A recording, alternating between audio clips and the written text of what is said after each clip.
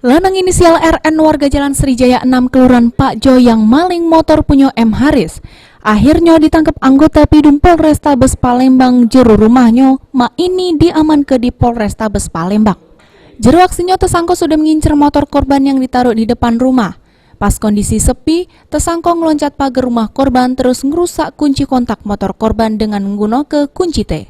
Menurut keterangan Kasubnit Pidum Ibda Andrean, dari penangkapan tersangka ini, petugas berhasil ngaman ke barang bukti siko motor hasil palingannya. Dari unit Pidum berhasil melakukan ungkap kasus terhadap pelaku 363 di Jalan Srijaya 9, Kelurahan Pelaju, Kecamatan Pelaju. Pelaku diamankan di rumah atau di mana, Bang? Pelaku diamankan di dekat rumahnya di Jalan Srijaya 6, dan dari pelaku berhasil diamankan satu unit sepeda motor yang diambil pelaku di Jalan Srijaya 9. Modusnya seperti apa? Modusnya pelaku berdua pulang dari membeli minuman tua, kemudian melihat motor terparkir di luar, muncullah niat mereka untuk mengambil motor tersebut.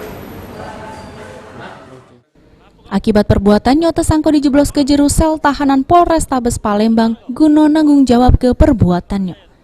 Irawan Pal TV.